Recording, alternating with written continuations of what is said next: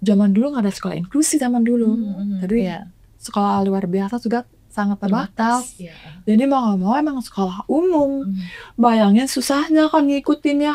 Jadi Mbak Angki bersekolah di sekolah umum. Iya, sekolah umum. Untuk lingkungan pernah ada perlakuan bully ke Mbak Angki? Wah, itu kalau Gimana? orang ngebully kan denger juga enggak ya. Ya orang bisik-bisik denger juga enggak. Iya. Tapi ekspresi itu nggak bisa bohong, Mbak. Saya itu merasa bahwa hidup itu memang harus melihat ke depan. Oke. Dan saya lupa apa yang terjadi kemarin. Jadi saya juga suka yang orang yang pernah ngebully saya kok saya aja nggak ingat Ingat gitu. ya? Nggak ingat orang yang pernah ngebully apa tentang saya tuh juga nggak ingat gitu. Karena saya udah terlalu sibuk Iya. dengan apa yang saya jalanin hari ini untuk mempersiapkan besok. Jadi jangan pernah menyerah. Kita tahu kehidupan kita tuh sehari-hari itu sulit. Kita tahu bagaimana kita butuh waktu, butuh usaha untuk bisa menggapai semua mimpi-mimpi kita. No one is left behind. Tidak ada satupun yang boleh tertinggal di semua kesempatan-kesempatan. Dimulai hari ini, Indonesia bisa jauh menjadi lingkungan yang inklusi, yang ramah terhadap kita sebagai penyandang disabilitas. Terima kasih.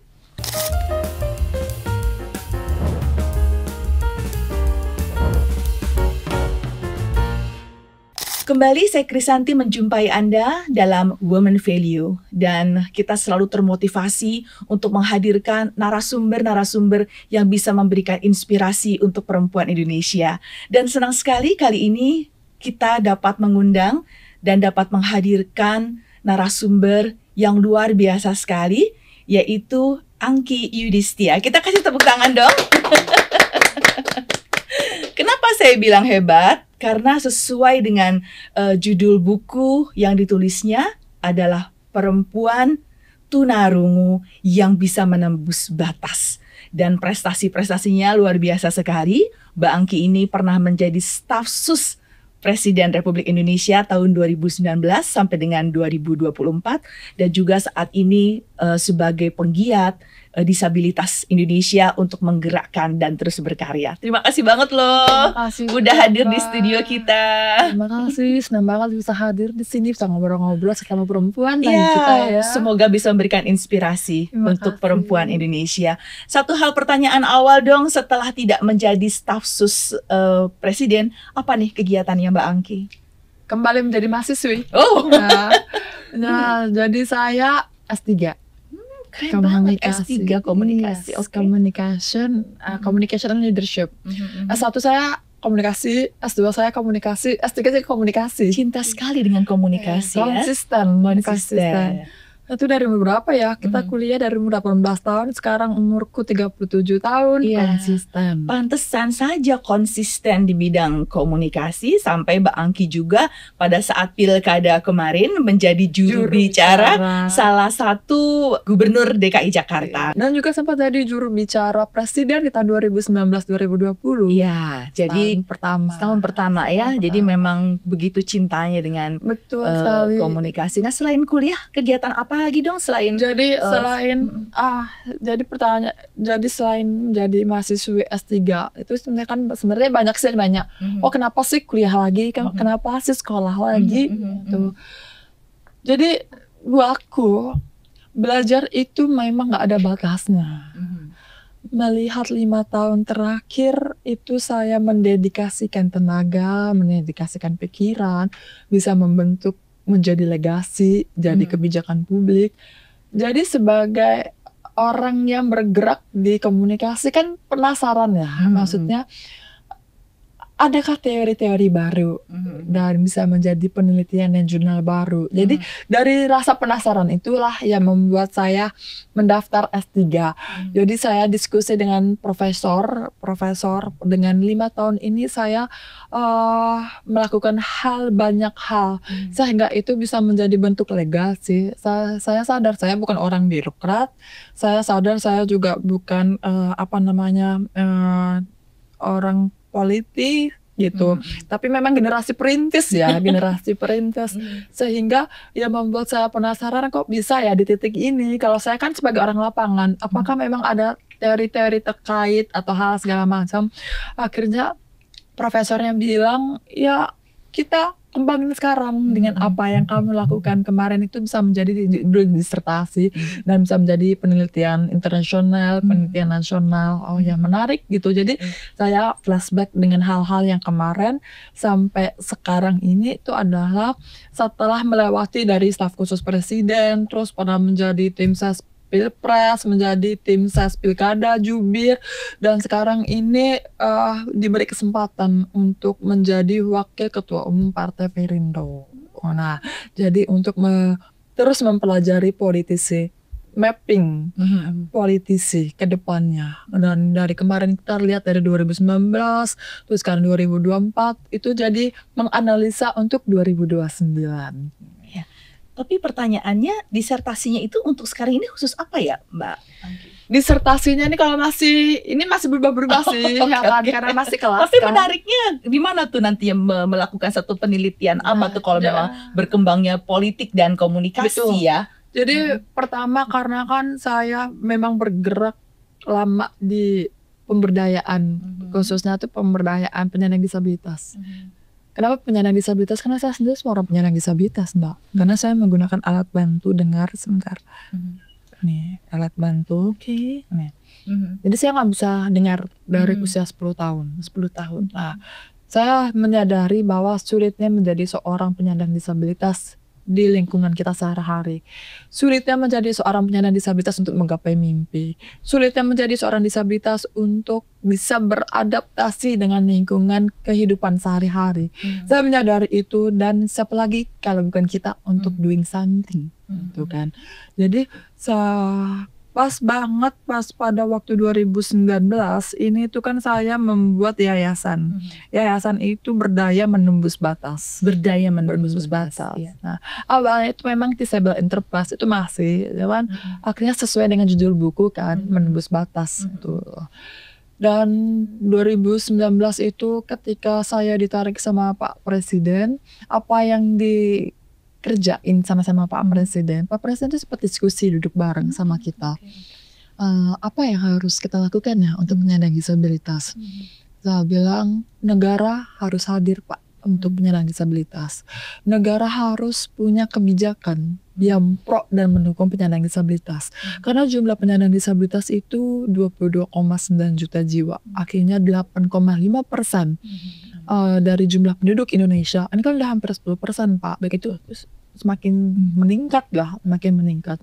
Jadi akhirnya Bapak bilang, kita mulai dari mana? Ya kita mulai bahwa kita udah punya undang-undangnya Pak. Undang-undang nomor 8 tahun 2016. Tinggal peraturan turunannya belum. Sehingga pada akhirnya Pak Presiden bilang, saya percayakan sepenuhnya sama kamu. Apa rencana kamu ke depannya? Saya bilang, oke Bapak, terima kasih karena Bapak sudah mempercayakan. Jadi nanti ketika di atas meja Bapak, itu ada draft peraturan pemerintah atau draft peraturan presiden, itu artinya dari saya ya Pak, dengan semua perjuangan saya untuk bisa sinergi dengan semua kementerian dan lembaga dan bisa sampai ke meja Bapak Presiden, mohon dibantu tanda tangan. Dan benar Mbak, ditanda tangan dalam kurang lebih 1 tahunan. Dan juga kita membentuk satu lembaga nasional, itu namanya Komisi Nasional Disabilitas. Dan itu semua prosesnya memang sebelum saya dari staf khusus, ketika saya dari dalam saya kawal dan dorong terus. Nah, menarik menjadi judul disertasi ini adalah tentang komunikasi intergovernmental terhadap kebijakan publik. Nah, jadi lebih ke penelitian terkait kebijakan komunikasi lintas kementerian dan penyandang disabilitas. Itu. Tapi saya juga udah mulai tertarik untuk membuat jurnal internasional, tapi jurnal internasionalnya itu lebih ke komunikasi politik. Komunikasi politik, karena saya menyadari bahwa segala sesuatu hal yang saya jalanin sehari-hari ini adalah pertama, bagaimana strategi komunikasi kita kepada stakeholders. Jadi bagaimana kita membangun impression management terhadap para pejabat, impression management terhadap kelompok-kelompok penyandang disabilitas, bagaimana impression juga terhadap masyarakat luas. Itu kan beda-beda. Dan saya menyadari bahwa dengan keberhasilan legasi yang kemarin ini itu tidak terlepas dari yang namanya political will. Pasti. Nah, Iya. political will ini saya pelajari lebih dalam bagaimana mengkomunikasikan strategi politik ini untuk kebutuhan kita bersama. Bahwa semua stakeholders ini harus saling bersinergi. No one is left behind. Tidak ada boleh satu pun yang tertinggal di semua program. Jadi program yang baik itu adalah program yang merangkul semua keseluruhan untuk menjadi sebuah inklusivitas. Jadi saya dari situ, jadi saya diskusi sama profesor saya. Ini saya kan praktisi. Iya. Jadi hal-hal yang seperti ini pun saya juga menyadari bahwa memang ada hal terkaitan teori lama dan adaptif dengan hal-hal yang baru sehingga bisa membuat saya berkontribusi tadinya nggak hanya pikiran, tenaga, tapi juga ilmu pengetahuan. Menariknya nih, Mbak Angki, dari yang Mbak Angki tadi jelaskan, begitu banyak ide-ide yang disampaikan kepada Pak Presiden saat itu menjadi staf sus. Kemudian karena memang pimpinan tertinggi, maka mudah untuk menindaklanjuti apa yang dibutuhkan para disabel. Nah, tapi apakah menjadi staf sus presiden itu pencapaian tertinggi, atau masih ada lagi mimpi-mimpi lain yang melampaui itu? Menjadi staf khusus presiden itu nggak ada dalam list dalam mimpi ya. Karena kita juga nggak tahu memang ada jabatan itu sebelumnya. Mungkin nggak cuma saya, mungkin teman-teman yang di luar sistem pemerintah kan juga nggak tahu ya apa sih tugasnya sebagai seorang staf khusus presiden. Sebagai staf khusus presiden ini memang yang terdekat dengan Bapak Presiden, yang bisa berdiskusi langsung. Tapi bukan hal itu adalah hal yang mempermudahkan kita semua, enggak juga. Perjuangannya itu luar biasa. Misalnya sebagai seorang perempuan disabilitas, dan kita harus segera adaptif karena kita milenial pada waktu itu. Kita berada di lingkungan senior yang jam terbangnya tentu lebih tinggi daripada kami. Dan kami harus lebih cepat belajar beradaptasi dengan semuanya itu. Jadi kita bisa melihat pada waktu, saya ingat banget 21 November 2019 itu dalam sejarah, karena saya merasa derajat saya dinaikin oleh Presiden. Nah, mungkin kita lihat, wow, keren banget ya. Tapi challenge yang sangat luar biasa begitu kita di dalam. Kita bisa melihat dinamikanya, kita bisa melihat hal-hal yang terjadi yang kita nggak pernah tahu. Contohnya, tiba-tiba kita mau dihadapi pandemi COVID-19. Itu kan benar-benar nggak tahu. Semua rencana kita blank. Tapi kan kita hanya 5 tahun di sini. Kalau kita hanya diem aja, kita kehilangan kesempatan. Sedangkan ini kan amanah yang dimandatkan oleh Bapak Presiden. Dan bagaimana Bapak Presiden bisa sama-sama kita berkontribusi untuk negara Indonesia dan masyarakat Indonesia. Jadi mau gak mau harus terus bergerak. Dan momentum pandemi COVID-19 di saat kita semua itu di rumah, kita gak bisa di rumah ya. Betul. Pemerintah itu kita harus mencari cara komunikasi yang baik. Belum lagi waktu itu kita masalah penggunaan komunikasi, COVID, masker, vaksin dan lain-lain. Itu kan setiap komunitas beda-beda. Nah, saya memegang untuk organisasi disabilitas, ya kan, bagaimana mereka tetap memakai masker gitu, bagaimana teman-teman tetap aman gitu. Nah, momentum di situ adalah momentum di mana kita juga bebenah data bahwa bagaimana penyandang disabilitas bisa mendapatkan semua program pemerintah, mulai dari vaksinnya, mulai dari bansosnya, mulai dari semua hal kesehatan, pendidikan dan lain-lain. Kita bebenah data. Jadi itu hal di mana saya diberi kesempatan untuk bisa berdiskusi dengan menteri-menteri untuk mencari solusinya.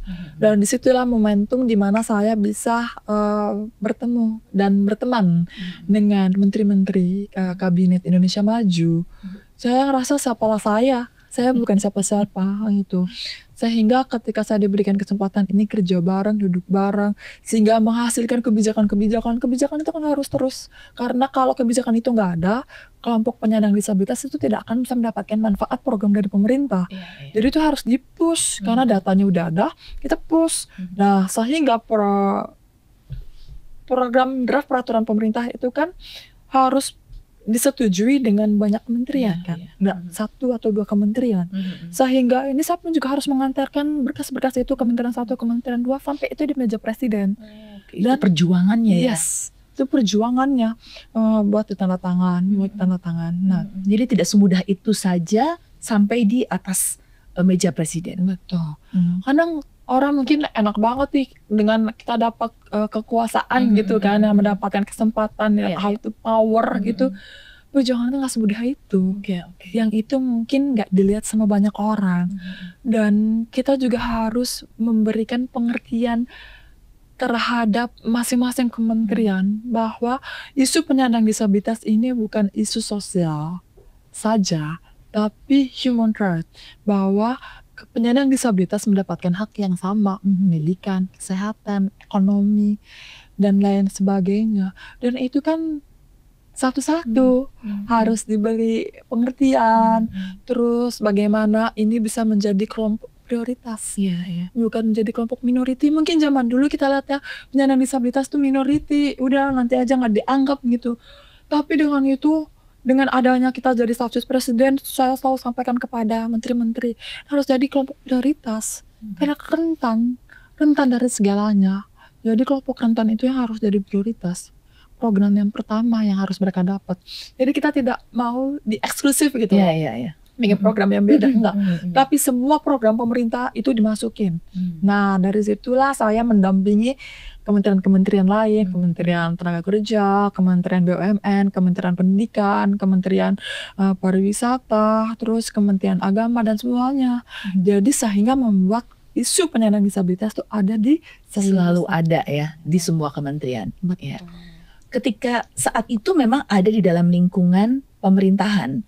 Kemudian setelah tidak ada di lingkungan pemerintahan, bagaimana kemudian Mbak Angki bisa terus menyuarakan, bisa terus memantau bahwa memang mereka yang disabilitas itu sesuai dengan apa yang tadi disampaikan, bukan minoritas tapi prioritas. Bagaimana tuh Mbak Angki? Saya akui saya masih transisi perihal itu. Saya masih sangat transisi dan saya mempelajari juga karena memang mungkin tantangannya berbeda. Kalau kita melihat kebijakan Pak Jokowi itu adalah kepemimpinan yang inklusi. Itu adalah menjadi salah satu rekomendasi saya kepada Pak Jokowi untuk kepemimpinan inklusi yang merangkul semuanya. Sehingga semua pihak untuk saling bergotong royong. Nah, saya juga masih melihat transisi ke pemerintahan Pak Prabowo. Tapi kalau kita melihat dengan Asta Cita, itu kan semua sudah masuk ke dalam. 8 butir Asta Cita itu masuk ke dalam. Salah satu butir 4 itu tentang memperkuat sumber daya manusia. Mau itu kepemudaan, perempuan, kelompok rentan yang termasuk pemuda dan termasuk penyandang disabilitas itu ada di situ. Nah, salah satu transisi yang saya lakukan ini adalah saya itu salah satu yang membuat pidato Pak Presiden setiap Hari Disabilitas Nasional dari tahun 2020, 21, 22, dan ketika tahun 2023 itu yang saya membuat pidato speech untuk calon presiden pada waktu itu. Dan tahun 2024 terakhir kemarin seharusnya Pak Prabowo, tapi Pak Prabowo waktu itu berkehalangan hadir, sehingga diganti oleh Mas Gibran. Saya yang membantu pointer-pointer untuk Mas Gibran dan juga untuk Gus Ipul sebagai Gus Mensos untuk pointer-pointer tentang isu penyandang disabilitas. Sehingga kita bisa lihat statementnya Mas Wapres yang mengatakan bahwa kebijakan sudah disahkan, tinggal bagaimana implementasinya. Dan kita bisa melihat statement pidato dari Pak Menteri Sosial itu ada 5 butir Pertama tentang validasi data, kedua tentang kartu penyandang disabilitas, ketiga tentang sinergi lintas kementerian, terus dan juga itu terkait tentang percepatan draft peraturan pemerintah yang belum disahkan oleh Pak Jokowi kemarin itu bisa dilanjutkan ya di pemerintahan berikutnya ya. Betul. Nah, tantangannya mungkin berbeda. Kita masih bisa melihat sebagai kementerian teknis ini adalah kementerian sosial. Tapi kita harus paham betul bahwa isu penyandang disabilitas ini bukan isu sosial saja. Tadi itu isu HAM ya? Isu HAM, hak asasi manusia. Dan semua mendapatkan hak yang sama dari pendidikannya, terus dari ketenaga kerjaan, terus dari hal infrastruktur dan segala macam. Ya saya masih melihat ini tantangan sih, dan saya juga belum melihat mau progresnya di mana. Tapi saya sampai sekarang ini masih terus membantu jika memang diperlukan atas bantuan saya itu. Tapi tetap bagaimanapun kelompok-kelompok penyandang disabilitas ini kalau di internasional sudah jelas prioritas, kursi prioritas, iya kan, program prioritas, di bandara prioritas. Karena tuh sebegitu rentannya. Nah, harapannya sih sekarang kalau saya sih nggak akan pernah berhenti. Karena saya mengetahui dan saya mempercayai di balik keterbatasan penyandang disabilitas itu pasti ada kelebihan-kelebihan yang membuat bangga Indonesia. Dan bisa lihat Mbak Putri Aryani, sebegitu suara indahnya membanggakan Indonesia di kancah internasional. Atlet-atlet penyandang disabilitas di Paralimpik mendapatkan medali-medali, Asian Para Games, Asian Games, kita bisa mendapatkan ratusan medali, dan itu kan di internasional. Nah, untuk di nasional kan kita bisa melihat progres bahwa mereka mampu bekerja sama setara, kita melihat mereka mampu menjadi wirausaha. Nah, hal-hal ini kita melihat bahwa penyandang disabilitas ini kita bisa menganalisa ketika kita konsisten untuk memberikan dukungan kepada mereka dan kita asah kepada mereka bisa kok mengikuti target Pak Prabowo untuk ekonomi 8%. Karena kelompok penyandang disabilitas usia produktif ini kalaupun mereka sulit mendapatkan pekerjaan formal, mereka bisa diberdayakan secara informal menjadi wirausaha. Kan mereka bisa buka warung misalnya, mereka bisa menjadi penjahit misalnya, mereka bisa menjadi petani untuk mempertahankan kepanganan kita. Nah, karena kita lihat program prioritasnya Pak Prabowo makan gratis, nggak dilihat makan gratisnya, yang kita lihat adalah ekosistemnya. Nah, bagaimana kelompok penyandang disabilitas ini bisa diberdayakan gitu ya dalam hal itu. Makanya kenapa Mbak Angki ini kesehariannya juga kalau boleh kita bacakan adalah memiliki satu yayasan juga ya, di mana Disable Foundation, kemudian juga mempunyai Disable Enterprise gitu loh ya, kemudian juga mensupport para disable. Nah, apakah bisa cerita juga dong nih kegiatannya ini nih sejauh mana bisa mensupport para disable juga seperti tadi bisa diberdayakan? Yayasan ini sudah 13 tahun. 13 tahun? Lama ya, saya juga baru ngitung ini. 2011 kan 2013 tahun. Time flies banget ya. Yes. Saya buat yayasan ini sebagai bentuk kepercayaan saya kepada kapabilitas teman-teman penyandang disabilitas. Kami latihan secara soft skill dan hard skill, dan kami mampu untuk membuat dan membentuk kelompok-kelompok penyandang disabilitas ini mandiri secara ilmu pengetahuan dan juga secara ekonominya. Nah, kita bisa melihat dengan yayasan ini bekerja sama dengan banyak pihak, misalnya dengan BUMN, dengan pihak swasta, dengan pemerintah untuk bisa pendampingan secara pelatihannya. Sehingga mereka tuh disiapkan untuk menjadi disablepreneur. Nah, itu pertama. Kedua, ini juga kita melihat teman-teman penyandang disabilitas yang bekerja di BUMN melalui rekrutmen bersama BUMN. Dan kita lihat di swasta untuk perekrutan. Nah, karena semua ini tentang governance. Governance itu tata kelola manajemen isu penyandang disabilitas sehingga mereka bisa diberdayakan, seperti menjadi wirausaha, terus mereka bisa menjadi pekerja di beberapa perusahaan.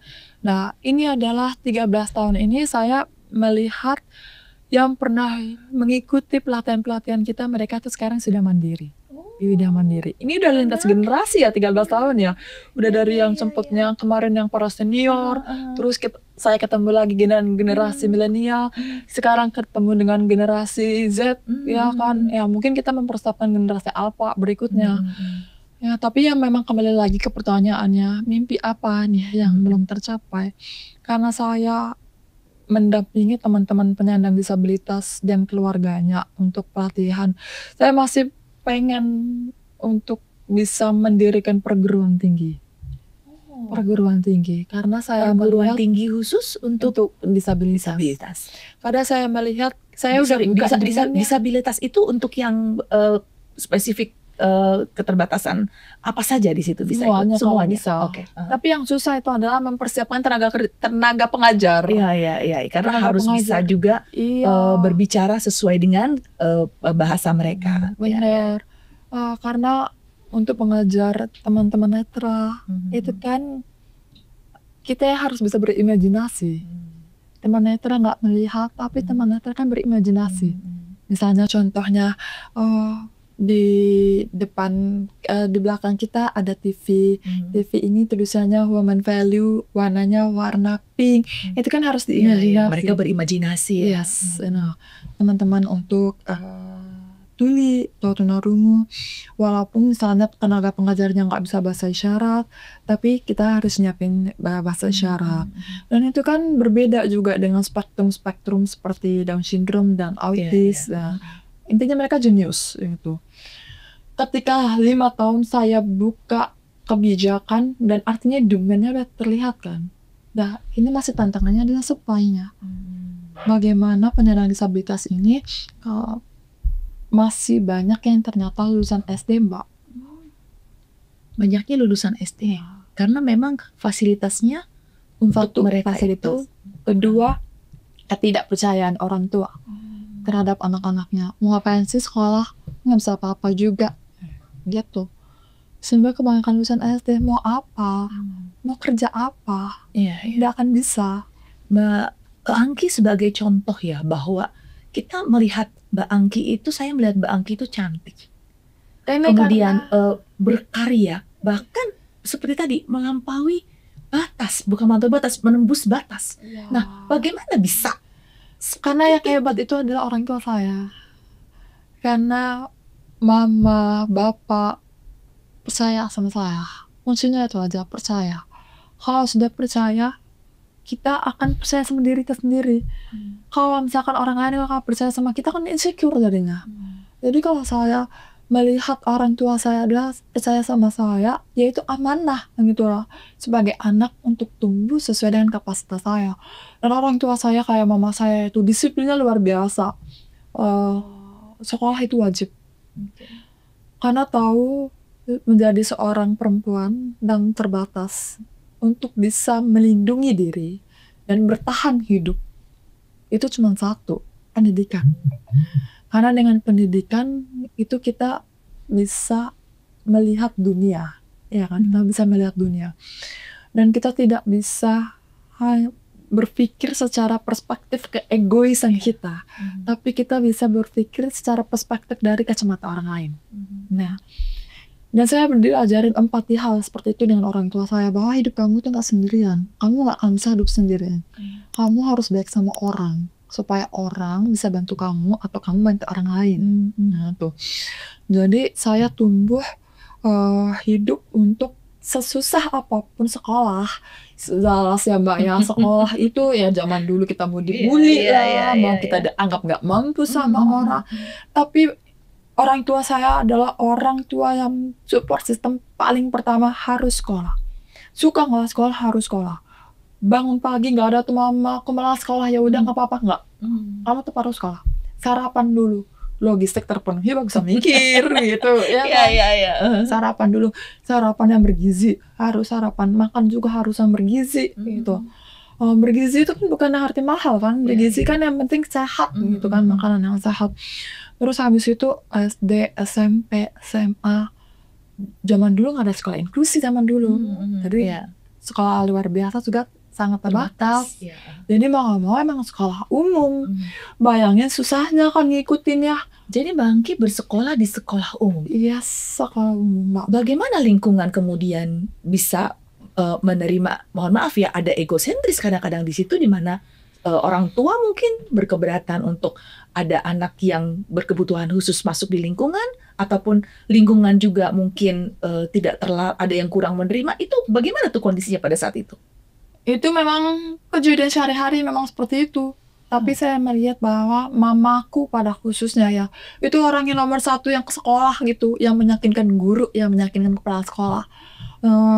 Untuk memastikan saya bisa mendapatkan pendidikan yang sama seperti teman-teman lain. Tapi antara saya dan teman-teman saya itu urusan saya. Ada urusan saya. Jadi mama aku harus bilang, kamu harus bisa beradaptasi sama teman-teman kamu, atau teman-teman kamu ngikutin kamu, atau kamu ngikutin teman-teman kamu. Jadi harus beradaptasi. Karakter orang itu beda-beda. Iya, pasti. Ya. Pengalaman apa tuh ketika di satu titik Mbak Angki merasa bahwa berasa banget gitu loh penolakan ini? Berasa itu Adalah saya yang mungkin sampai banget ya. ya kan, sampai sekarang nggak terluar apa? Oke. Aku bukan anak pinter, Mbak. Aku juga nggak pernah ranking di kelas. Aku tuh nggak pernah ranking. Jadi dianggapnya nggak mampu. Nilai saya juga nggak bagus-bagus banget. Sering banget dipanggil. Tapi mamaku akhirnya memutuskan untuk, kamu pulang sekolah, langsung pulang, istirahat, les, belajar apa yang dipelajarin tadi dan mempersiapkan besok. Jadi ternyata itulah yang membuat saya siap. Nah, harus baca, mempersiapkan apa yang tadi dipelajari. Kalau saya nggak bisa denger, saya les private kan. Les private. Jadi kalau private kan lebih beda. intimate gitu ya. Lebih intimate. Kalau misalkan di kelas kan sekolah negeri itu 40 orang, ya kan. Jadi intimate. Kalau saya nggak dengar apa kata guru yang di sekolah, saya intimate.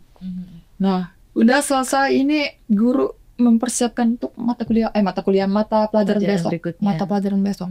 Dan itu dididik saya tiap hari itu seperti itu. Sehingga sampai sekarang saya terbiasa mengevaluasi apa yang terjadi hari ini dan mempersiapkan untuk besok. Luar biasa ya, dari mama itu ya, dari ibu ya. Itu kita ternyata bisa karena terbiasa. Habit.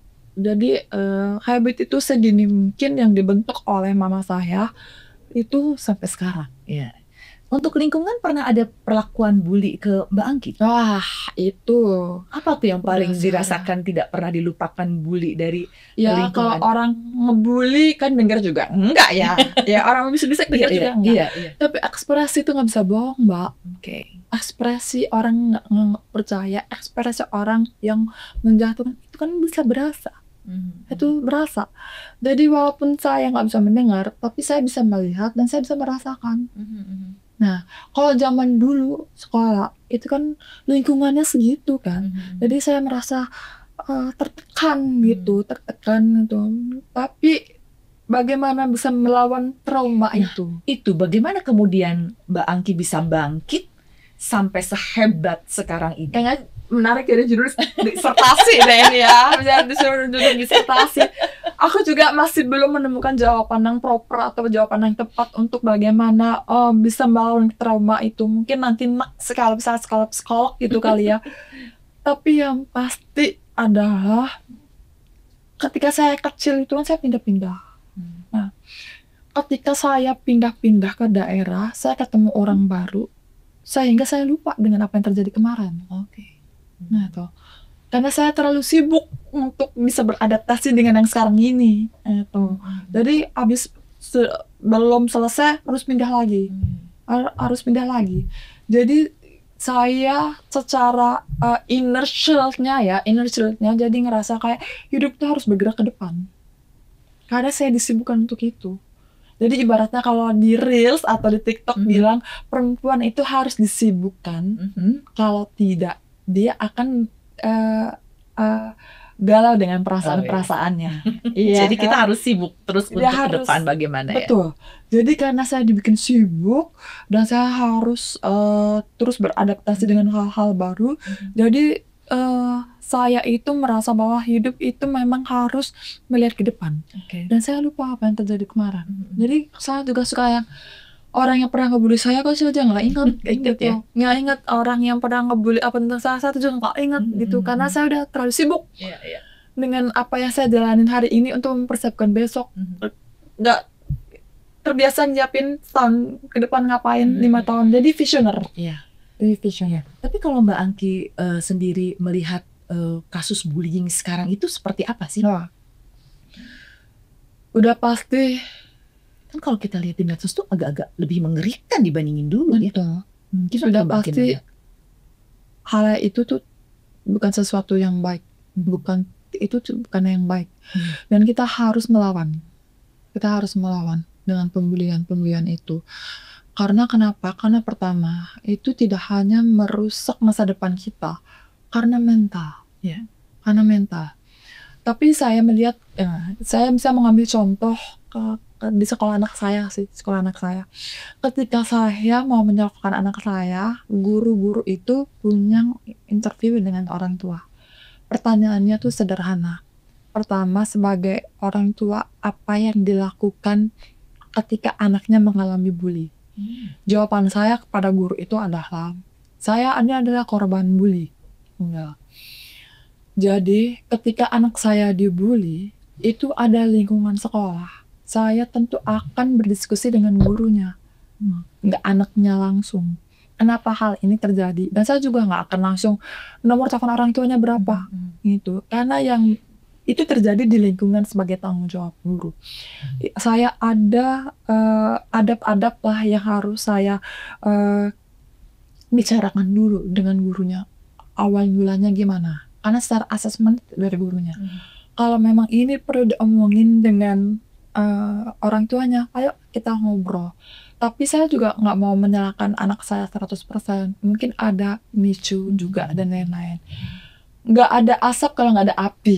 Mungkin ada hal-hal yang terjadi seperti itu. Nah, kalau memang anak itu memang bisa diselesaikan, mereka selesaikan. Karena biar gimana pun silaturahmi harus tetap berjalan. Anak itu harus merasa nyaman di sekolah. Tapi kalau udah sampai ke fisik, barulah saya tidak menyetujui hal-hal yang berhubungan dengan fisik gitu. Itu udah pastilah saya turun tangan gitu. Kalau anak saya menjadi pembuli, saya akan bertanya sama anak saya. Biasanya orang yang melakukan pembulian, artinya dia ada sesuatu yang tidak selesai dalam dirinya sendiri. Kalau anak saya menjadi pembuli, saya akan ngomong, itu pasti salah saya juga. Kenapa kamu bisa membuli orang lain? Apa yang harus dirasa gitu, apa yang dirasa sehingga kamu melakukan hal itu. Dan tentunya harus diajarin dong ya Mbak ya, kalau itu nggak baik gitu. Jadi saya belajar bahwa hal-hal pembulian ini tuh adalah bagaimana berkomunikasi aja sih. Nah, kembali lagi kita mengenai masalah yang sehari-hari Mbak Angki sampaikan. Selain pembulian juga, kita juga ingin tahu nih Mbak Angki. Mbak Angki dalam hal ini kan sangat peduli dengan kaum atau para disabel. Nah, bagaimana Mbak Angki sendiri melihat, contoh lah, saya pernah ke DC lah ya. Di sana itu mereka yang disabel sampai yang dia duduk di kursi roda tidak bisa melakukan apa-apa, itu dia bisa melakukan pergerakan transportasi umum. Dia sampai di satu restoran dia bisa pesan sendiri, sampai kemudian dia duduk sendiri, makan sendiri. Itu kan support dari masyarakat yang tidak menganggap dia sebelah mata, menganggap dia normal. Kemudian fasilitas-fasilitas umum juga yang support sehingga mereka bisa sendiri. Nah, bagaimana Mbak Angki melihat ini di Indonesia, dan bagaimana Indonesia bisa jadi seperti di negara-negara maju juga? Ini tentang stigma. Stigma itu memang harus kita bereskan. Caranya itu adalah untuk terus mengisi ruang udara. ruang udara salah satunya seperti ini, untuk kita terus konsisten membicarakan tentang kemampuan penyandang disabilitas terus menerus di banyak ruang udaranya kita. Semua orang pegang gadget, Ya. semua orang baca berita, semua orang nonton YouTube, semua orang lihat Instagram, TikTok, dan semua sosial media gitu. Dan itu harus mengisi dengan banyaknya talenta-talenta penyandang disabilitas. Sekarang kita melihat talenta penyandang disabilitas udah mulai banyak yang kreatif. Ada yang menjadi stand-up komedi, ada yang menjadi influencer, ada yang menjadi content creator, YouTubers, dan ada yang menjadi wirausaha, menjadi pekerja, semua di bidang masing-masing, dan semua mulai bersuara. Hal-hal yang seperti ini dibandingkan 5 tahun yang lalu, ini impactfulnya tuh sangat luar biasa. Itu adalah bentuk salah satu strategi kolaborasi Pentahelix dengan media tentunya. Media untuk terus-menerus memberitakan, terus-menerus mempercayakan isu penyandang disabilitas ini. Lambat laun stigma ini orang akan menganggap, oh dia bisa, ini dia bisa gitu. Memang butuh waktu, memang terus konsisten, tapi ya memang harus seperti itu sehingga regenerasi ini akan terus menerus. Itu perihal stigma. Dan lalu berikutnya ini adalah tentang kebijakan publik. Bagaimana kebijakan publik ini dibuat, diimplementasi, dan disosialisasikan. Kalau kebijakan publik ini pemerintah pusat sudah selesai, dan sekarang ini adalah pemerintah daerah. Tantangan terbesar kita itu ada di pemerintah daerah. Belum semua pemerintah daerah mensahkan peraturan terhadap penyandang disabilitas. Belum semua. Belum semua. Dan ini adalah PR terberat untuk teman-teman penyandang disabilitas di daerah. Saya tahu banget bahwa saya masih menerima laporan, masih menerima cerita, masih menerima banyak hal yang terjadi di daerah-daerah.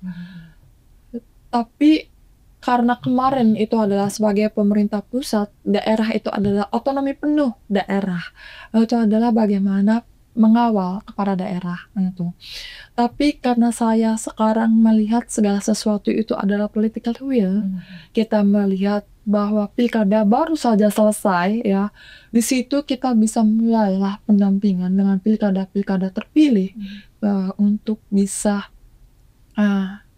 mengawal mereka bahwa janji-janji mereka itu harus dipati. Dan bagaimana merangkul kelompok rentan itu adalah dimulai dari pemimpin sebagai contoh.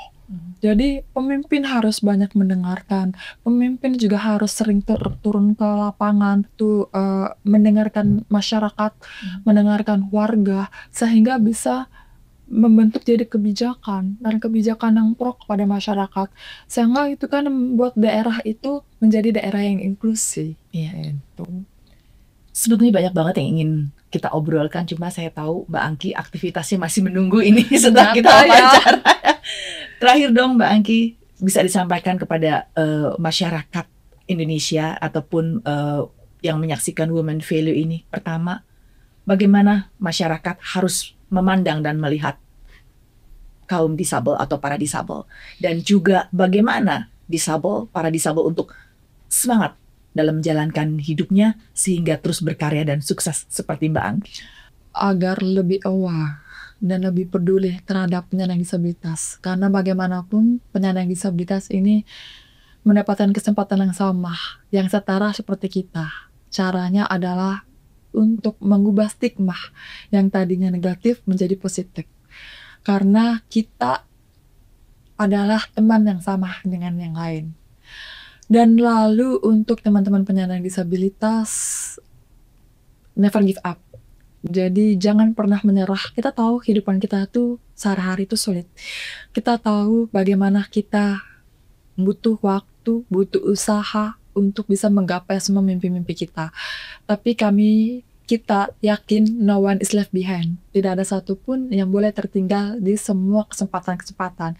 Dan mudah-mudahan dengan dimulai hari ini Indonesia bisa jauh menjadi lingkungan yang inklusi, yang ramah terhadap kita sebagai penyandang disabilitas. Terima kasih. Terima kasih banget Terima Mbak Angki. kasih. Saya sangat senang sekali bisa hadir Mbak Angki di sini, dan tentu saya yakin sekali apa yang kita bicarakan ini menjadi inspirasi, menjadi motivasi untuk perempuan Indonesia dalam meraih mimpinya. Sampai jumpa kembali dalam Women Value. Bye. Terima kasih. Terima kasih.